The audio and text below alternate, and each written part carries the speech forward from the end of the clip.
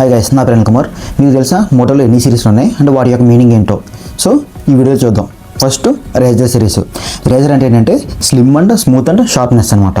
So ఇప్పుడైతే world first mobile DynaTAC 8000 next launch చేసిన తర్వాత స్లిమ్మెస్ట్ మొబైల్ లాంచ్ చేద్దాం అనమాట.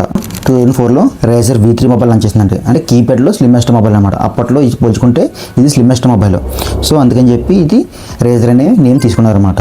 సో ఇది ఏంటంటే మనకి కీప్యాడ్ ఫోన్ నుంచి ఆండ్రాయిడ్ ఫోన్కి వెళ్ళింది. తర్వాత ప్రజెంట్ ఏదైతే ఫోల్డబుల్ మార్కెట్ ఉందో దానికి ఫిక్స్ అయిందనమాట. నెక్స్ట్ జీ సిరీస్ అంటే ఏంటంటే జనరేషన్లో ఇది 2013లో గూగుల్ అండర్లో లాంచ్ అయిందన్నమాట. ఇది ఏంటంటే మిడ్ రేంజ్ మొబైల్ అనమాట. సో ఎవరైతే మాస్ ఆడియన్స్ ఉంటారో వాళ్ళకి బాగా సూట్ అవుతుంది అనమాట. నెక్స్ట్ ఈ సిరీస్ ఏంటంటే ఎంట్రీ లెవెల్ ఆర్ ఎసెన్షియల్. ఇది 2014లో వచ్చిందన్నమాట. ఇది ఎవరంటే ఫస్ట్ టైం మొబైల్ కొనాలనుకున్నారు, మొబైల్ వాడాలనుకున్న వాళ్ళకి బాగా సెట్ అవుతుంది. విత్ గో ఎడ్స్తో వస్తుంది అనమాట. నెక్స్ట్ వచ్చేసి ఎడ్జ్ సిరీస్. ఇది 2020లో ప్రీవియస్ జనరేషన్ ఏదైతే ఉందో ఎక్స్ సిరీస్ని రీప్లేస్ చేయడానికి దీన్ని తీసుకొచ్చారన్నమాట.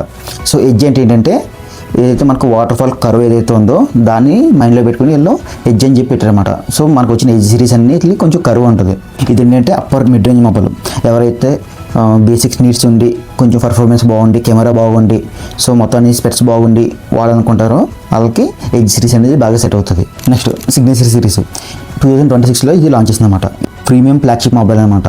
సో ఇది ఏంటంటే కంటెంట్ క్రియేటర్స్ ఎవరున్నారో స్లిమ్మెస్ట్ మొబైల్ కావాలి విత్ అన్ని స్పెట్స్ ఉండేలా చూసుకుంటారో వాళ్ళకి ఇది బాగా సెట్ అవుతుంది. సో ఇవే గైస్ మోటోలో ఉన్న సిరీస్ వాటి యొక్క మీనింగ్. Thank you.